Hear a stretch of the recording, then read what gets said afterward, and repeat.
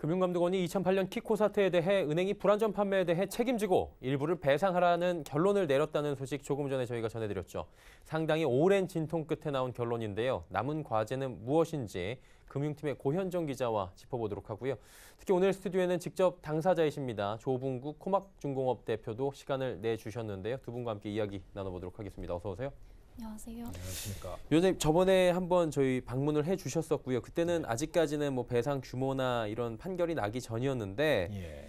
어쨌든 간에 11년 만에 그리고 재조사가 들어간 지 1년 5개월 만에 나온 결정입니다. 지난번과 소회가 좀 다르실 것 같은데 여쭤봐도 될까요?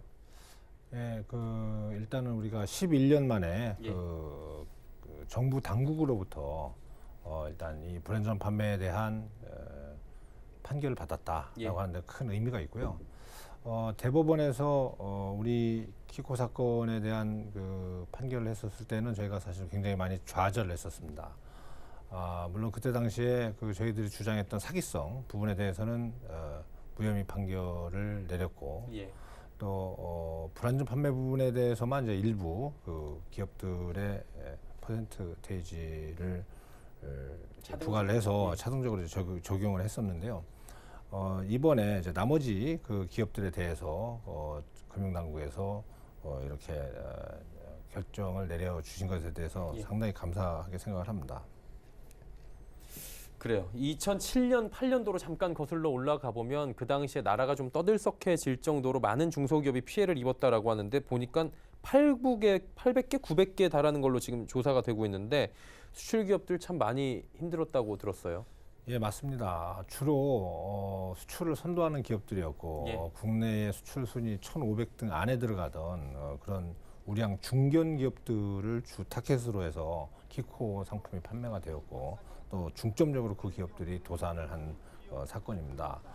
2010년 이후로 지금까지 금융당국에서 전수조사를 하지 않고 여태까지 발표를 안 하고 있습니다. 하지만 당시에 키코 기업들의 피해 규모가 약 한 3조 1천억 정도 되는 걸로 발표를 했었었는데, 지금 현재에 저희들이 추정하는 바에 의하면 약 한 20조 원 정도에 달하고 있고요. 엄청나네요. 예, 그리고 그 이후에 키코 사건 이후에 제2의 손실, 금융 손실, 즉 이자율이 높아져가지고 나타난 그런 금융 손실까지 합치면 그거의 2배 수로 그렇게 저희들이 파악을 하고 있습니다. 네.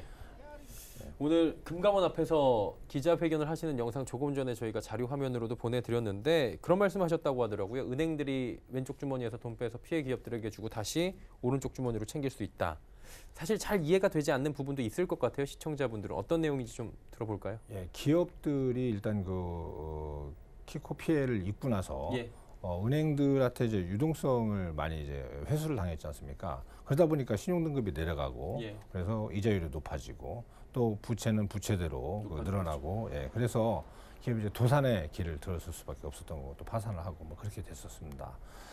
그런데 도산을 하고 나서 금융권에서 다시 그 기업들한테 또 유동성을 지원하고, 또 출자 전환 등을 통해서 이제 주인이 바뀐 거죠. 예. 주인이 바뀜으로써 이제 이해관계자도 상당히 많이 늘어났고, 그래서 이 채권 자체가 제3자한테 넘어가고, 또 오너십도 주로 금융사들한테 넘어가다 보니까, 지금 우리가 배상을 받는다 하더라도 지금 오너십을 지금 은행에서 가지고 있는 경우에, 또 채권을 가지고 있는 경우에는 그들로부터 다시 이것을 압류당하거나 또는 회수를 당하는 그런 참 웃지 못할 상황에 처하게 되는 것입니다. 그 부분이 상당히 지금 아쉽고, 그래서 이번 이 배상금에 대해서는 기업인들이 다시 기업을 재건을 시키고 또 기업 활동을 할 수 있을 때까지 금융당국에서 세심한 은행의 그런 환수라든가 또 채권단의 회수 자체 행위를 할 수 없도록 확실한 제동을 걸어주시고 통제를 해주시기 바라는 그런 바람입니다. 예. 큰 문제가 이제 또 관건이 하나가 남은 겁니다. 은행들이 이것을 좀 권고안을 수용하느냐 부분을 저희가 또 들여다봐야 되는데 은행들이 소송으로 가겠다 버티지 않을까라는 얘기도 나오는데 고 기자 어떻습니까, 이 부분은?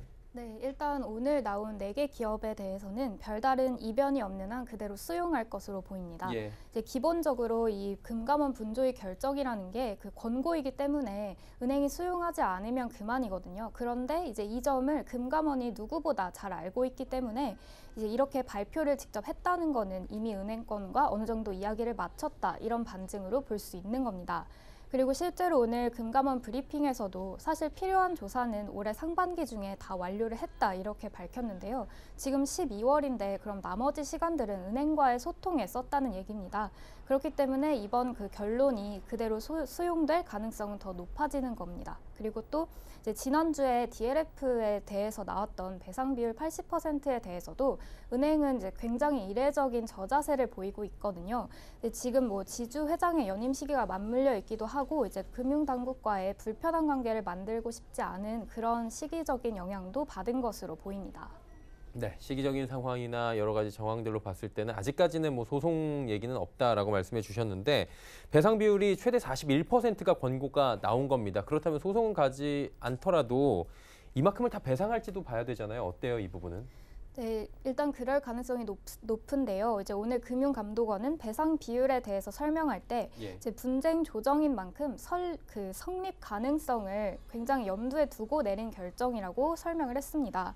그리고 또 이게 수치로만 놓고 봐도 분조위가 그동안 발표를 해왔던 분쟁 조정 사안들에 비교했을 때도 그렇게 큰 차이가 있지 않았고, 그리고 법원의 배상 관련 판례들에 비교했을 때도 이제 그 크게 벗어나지 않는 수준이라는 점에서도 그러한 추측이 가능합니다. 네. 그렇다면 이제 궁금해지는 건 오늘 결정 자체가 나머지 150여 개의 기업에 대해서도 좀 가이드라인처럼 적용이 되는 건가 부분인데 적용이 됩니까, 그렇게? 네, 이제 오늘 결정을 기반으로 해서 이제 앞으로 자율 조정에 들어가게 되는데요. 네. 이제 금감원은 이 추가 배상 대상 기업의 그 기준을 명확하게 오늘 명시를 했습니다.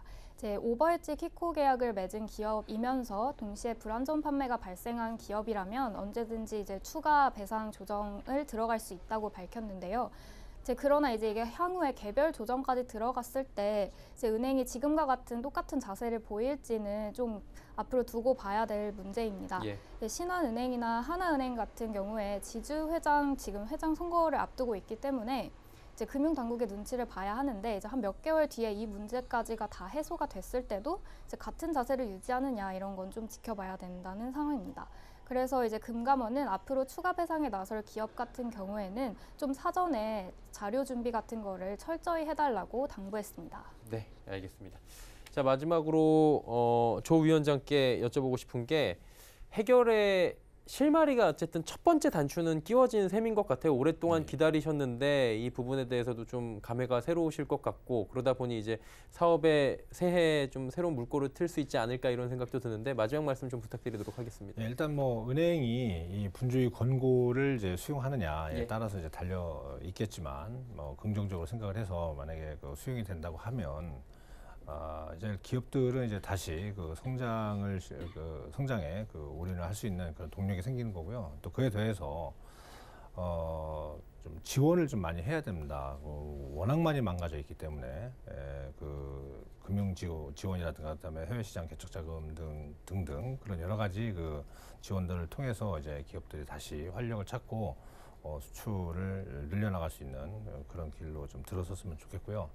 저희 회사도 그런 지원이 전제가 되었을 때 저희 회사도 과거에 그런 그 세계 시장에서 약 70여 개국에 저희 독자적인 브랜드 수출을 했었었는데 다시 그 옛날의 명성을 되찾고 그렇게 할 계획에 있습니다. 예. 그때 명성 이상을 되찾으시기를 저희가 함께 응원하도록 하겠습니다. 최근 금감원이 DLF 사태 관련 불안전 판매에 대해서도 최대 80% 역대 최고 배상 비율을 제시하는 등 금융소비자 보호를 위한 강력한 드라이브를 걸고 있는 모습입니다. DLF 사태 중소기업 버전이라 불리는 키코 사태, 그리고 제2의 키코라 불렸던 DLF 사태, 이 쌍둥이 사건에 대한 금감원의 결정이 나오며 최종 공은 검찰로 넘어가는 모습입니다. 두 분과는 이쯤에서 인사를 나눠야 될 것 같습니다. 고맙습니다. 감사합니다. 감사합니다.